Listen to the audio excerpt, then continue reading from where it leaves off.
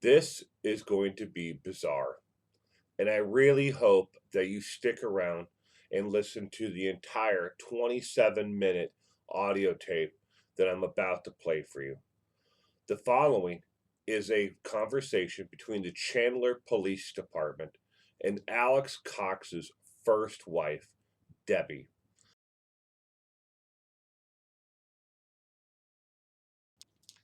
Chandler, Arizona. A phone call released Thursday afternoon from the Chandler Police Department reveals a conversation between detectives and Alex Cox's ex-wife, where she shares bizarre relationship Cox allegedly had with his sister, Lori Vallow Daybell. Marriage records previously obtained by Associated Press show Cox married a woman named Debbie in 1992. The couple divorced the following year, but when Daybell's case broke, she contacted the Chandler, Arizona detectives who recorded the interview in September of 2020. Debbie's last name has been redacted from police reports, and Associated Press is redacting it as well. There were many crazy dynamics in the family, Debbie told investigators. It caused a lot of issues right away, and it actually made me scared and nervous. The ex-wife describes a lot of inappropriate sexual touching between Cox and Daybell, according to the call and the Chandler Police Department report. He said the brother and sister would simulate sexual acts in front of her and the rest of the family. He also talked about how he was hot and he was sexualized her quite a bit. He did touch her breasts and other things, Debbie said. Alex and I only lived together and were married for about 4 to 5 months when I just knew the family was too weird and I had made a huge mistake and needed to get out.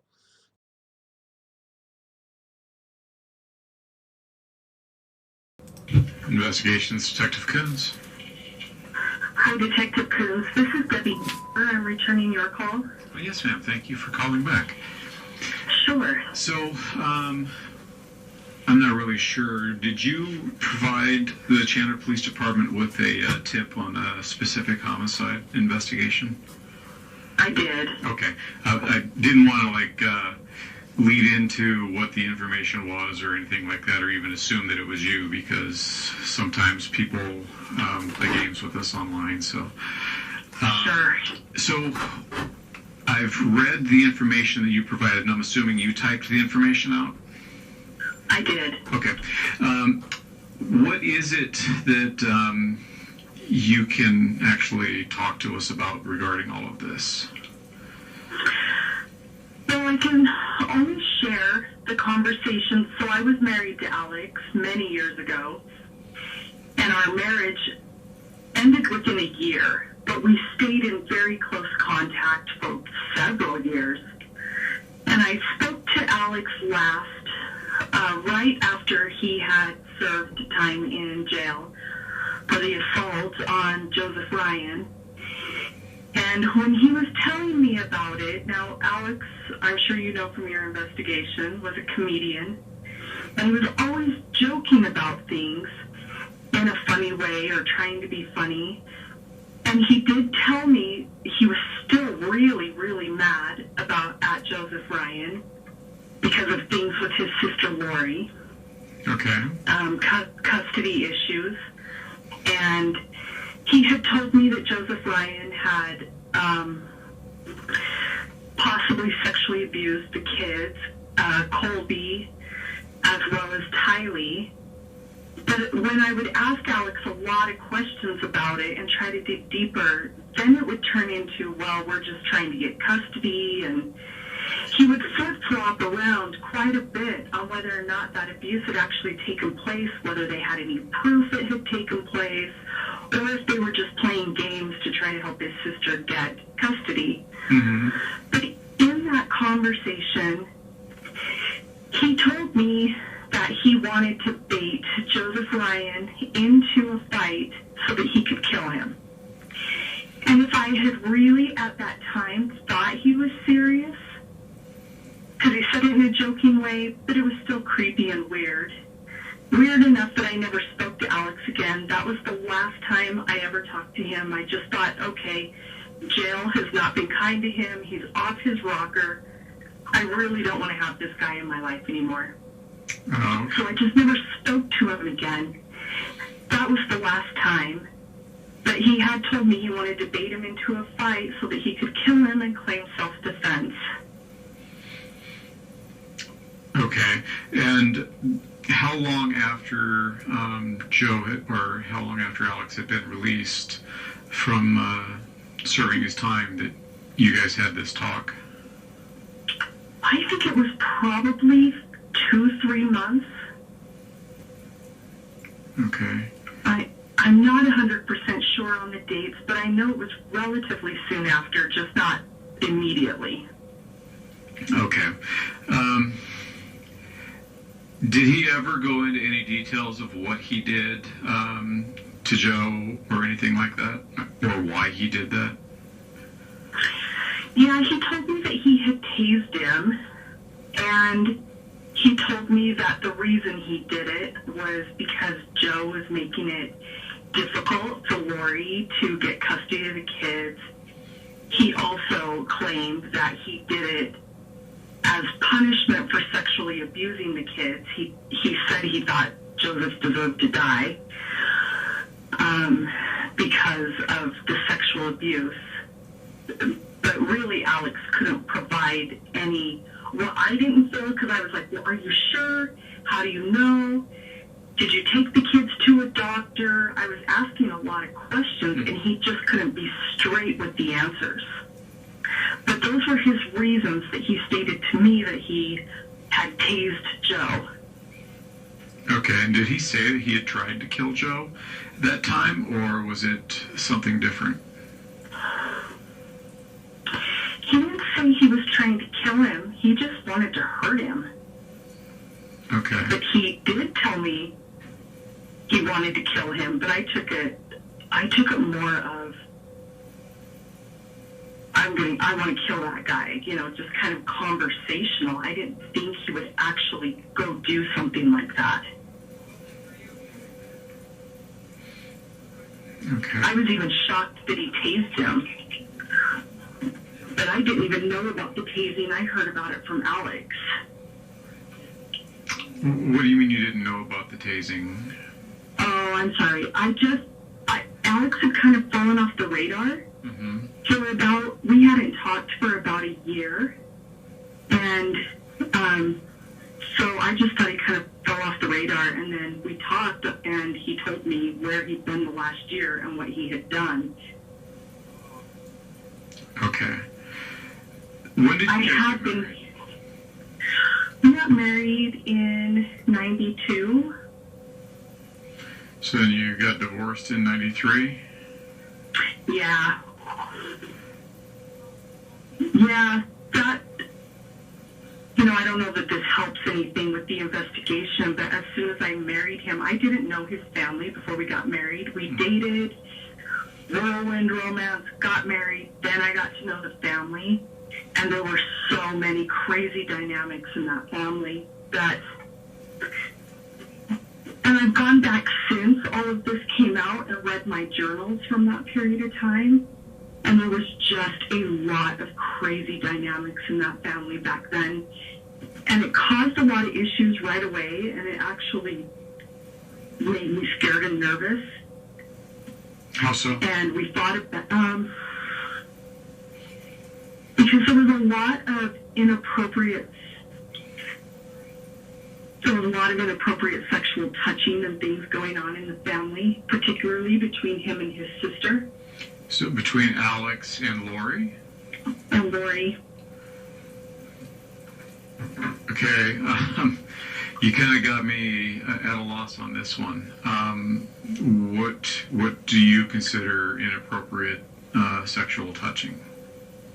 Like, they were simulating sex acts, and which is not normal to me for a brother and a sister. For example, he would pick her up and she'd wrap her legs around his waist, and he would kind of bounce her up and down on himself. Okay. In front of me, and they would moan and simulate sex acts. And I have brothers, and I would never act like that with one of my brothers. Okay. And his mom and dad talked about their sex life in front of us constantly, and it just kind of seemed to be a game for them. Oh, to the talk mom and about dad their... didn't really object to it then, huh? No, not at all. All of this was going on in the family, in front of everybody. They had no shame.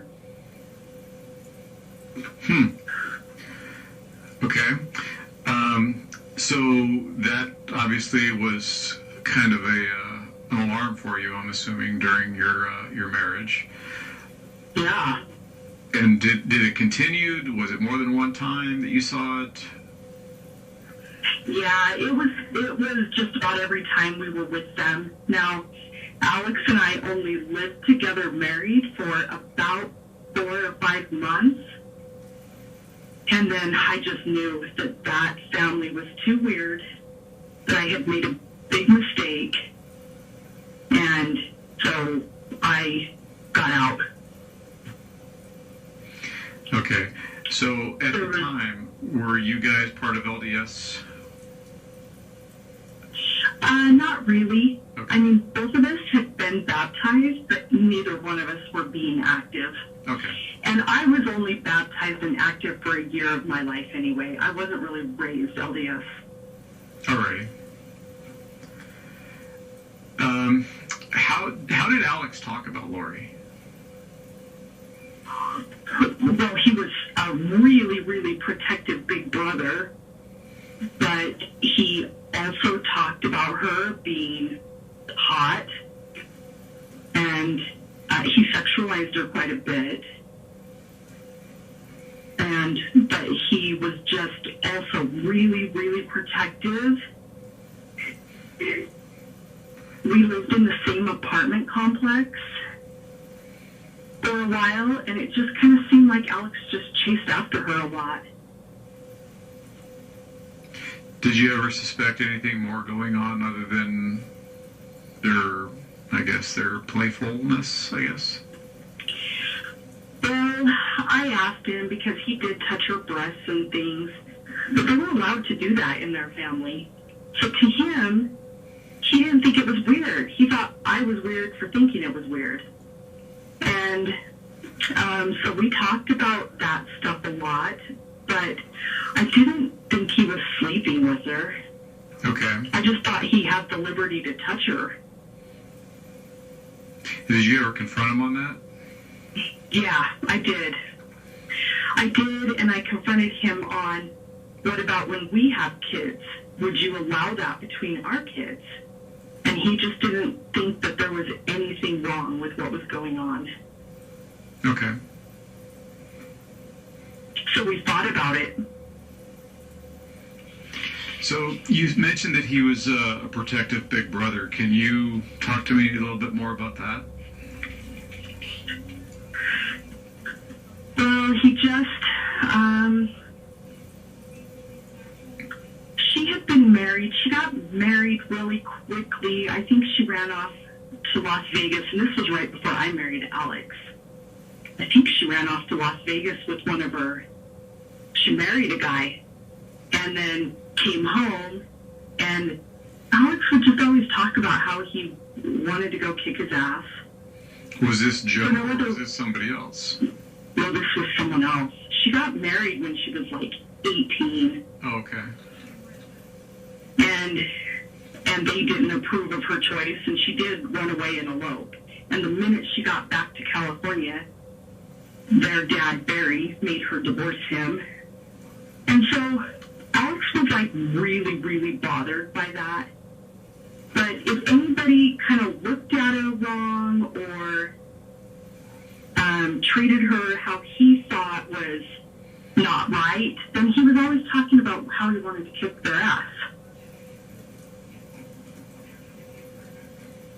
Okay, and did you ever see him take steps to that? No. I really thought he was all talk and no action on that.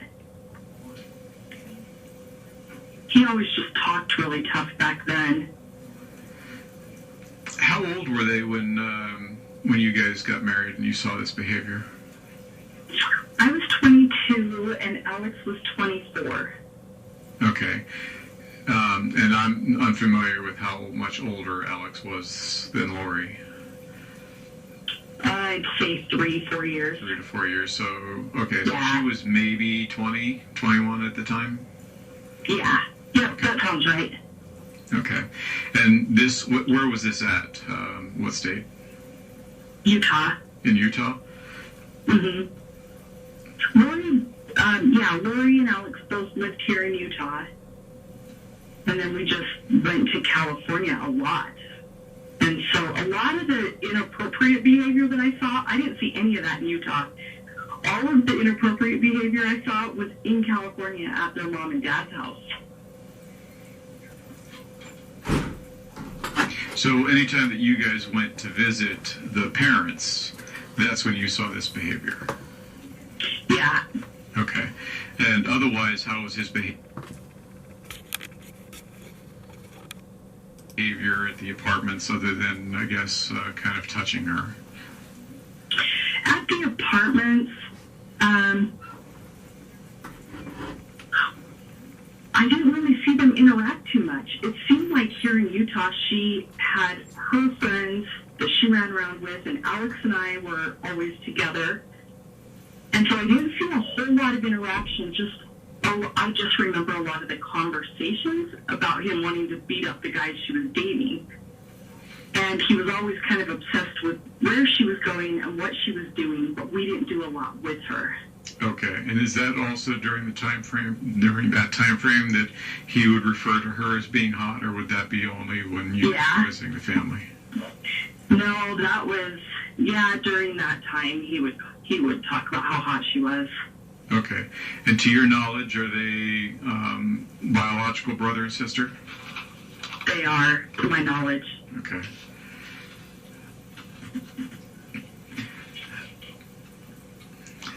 And you never talked to him after that last comment where he stated he was going to try to bait Joe into a fight? Yeah, nope, that was the last time I talked to him. Okay. And forgive me, would that have been in 2009? Yeah. Or would that have been a little later? No, I think it was 2009 when I was doing the math. Okay. But it was right after he had just been in jail. Okay.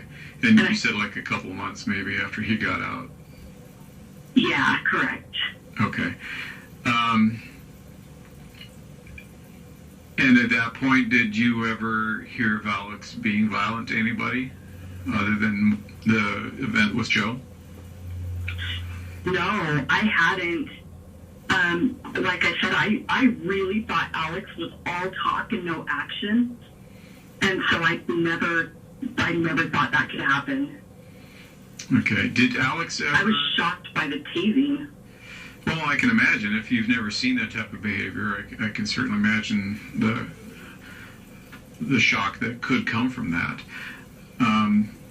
Did Alex ever talk about religion with you or any ideology that he had? Yeah, he did. While he and I were married, he got excommunicated from the Mormon Church.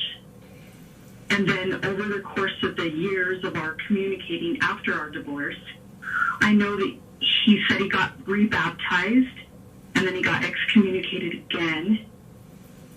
And then I just don't think he ever bothered to try to get rebaptized, but he was always really, really convicted in the faith. He had very strong opinions, but where Alex is weak is he was just sexually promiscuous. And so then he just kept getting kicked out of the church because I think he was a sex addict. So what makes you think he was sexually promiscuous? Oh my goodness, because he told me. He would tell me. He couldn't control sex. he would find it wherever he could find it. And is this after you were divorced? And it was before also. I was just foolish and thought, oh, he's married now, so that's going to be over. But we were actually living in, when we first moved in together, we were living in Texas. And he had told me about his struggles with sex addiction before we got married. Mm-hmm. I just didn't really understand what that was at 22. And so I thought, oh, okay, we get married and it's over. But when we were living in Texas, then he came, I had been wanting to move back to Utah because I didn't like living in Texas. And he wanted to stay, but then all of a sudden he came home from work one day and said, okay, we're moving. Pack up the car. Let's go. I didn't ask questions because I was excited to leave. So we packed up the car and we left, but it was really hurried. And we even left some things behind. But once we got back to Utah, I found out that actually he had slept with a 15-year-old girl while we were living in Texas. And her dad had found out, and so her dad was going to come find him. Gotcha. So that's why we left. I'm going to take care of this problem on my own type of a deal. Yeah. So Alex, that was why Alex came home and said, okay, we're leaving right now. Okay. And we were already married at that point, but that did play into our divorce. There was just too much promiscuity. Sure. Surrounding sex in our marriage early on. So infidelity then, I'm assuming, was part of the issues? Just with I only know about the 15-year-old girl. Mm-hmm. I only know about that one. And then the other sex issues for us were really the situation with his sister. The situation with his sister Just the touching and, yeah, the touching and the things that we've already talked about. Okay. It was just so blatant all the time when we were around her. And it was always Lori. He didn't act like that with his other sister, Summer, because Summer was really, really young. So, and he didn't act like that with his older sister, Stacy. He only acted like that with Lori.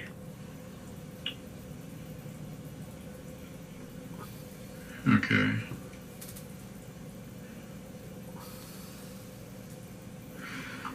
Okay. So, since all of this stuff has obviously been hitting the media, have you been contacted by any other family members or anyone else and provided information with the intent that they wanted you to say this or anything like that? No, I've actually really, really kept a low profile because I don't want to be in the news. I don't want my kids felt a responsibility to at least say what I heard in that last conversation. And it's taken me a while to even get to you because I left a tip on Gilbert police, and I left a tip at Idaho, and I left a tip at the FBI. Mm-hmm. And didn't ever hear from anyone, and then it was just this last week I realized I should have left the tip with Chandler. But no, I haven't been contacted. No.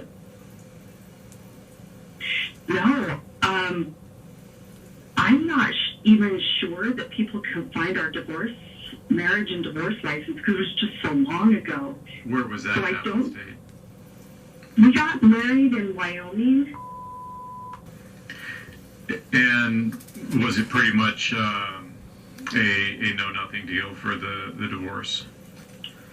Yeah. Okay. Since there's Yeah. no kids in common. No. Okay. No. All right. So I'm asking this next question because it's going to get asked one way or the other. So, to be judgmental or anything like that, but why come forward now this far down the road from when the investigation started? Well, like I said, at first, I couldn't even believe it. When I saw it on the news, I thought, I can't believe this happened. And then after about a month of that, then I did start trying to reach out. I tried all of those agencies that I told you about.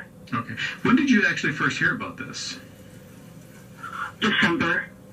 December of last year? Yes. Okay.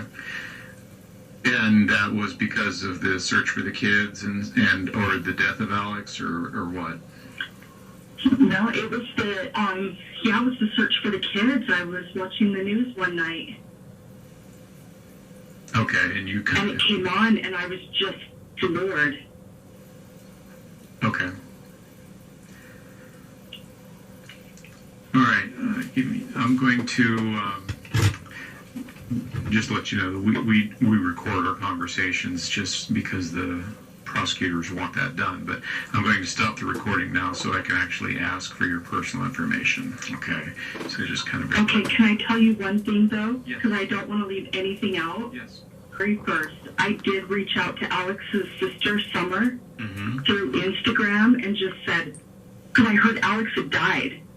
And so I reached out to his sister, Summer, and I said, I'm just so sorry to hear about Alex. And her response was, don't believe what you're seeing in the news. And that was it. There was no other contact, but I just didn't want you to think that. When you asked me if I talked to anyone, I talked to Summer, but that was the only exchange, and that's all that was said. And that was with Instagram? Yeah, and that was probably actually in December when I first heard that Alex had passed away and that there was a problem. At that point, I just still couldn't believe that actually he could have done something like this. Sure. So I was sad he died. It is one of those things that we tend to not see in people, and then we have an even harder time believing it when we hear of it.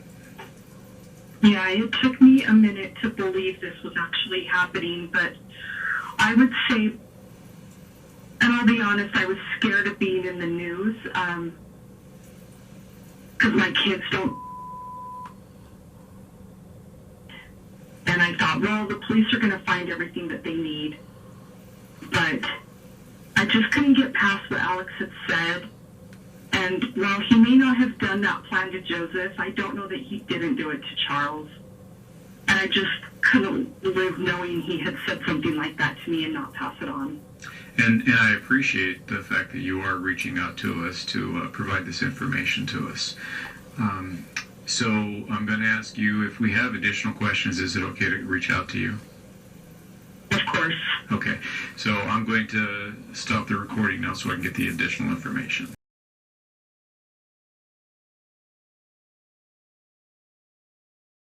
How crazy was that?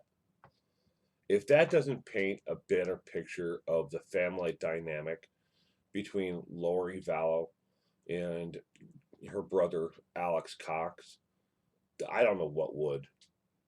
I mean, a highly protective brother who, they may have had an inappropriate relationship, a sexual relationship, or at least, a relationship where they didn't feel that it was, inappropriate, even in front of their parents, to talk about sexual acts with each other.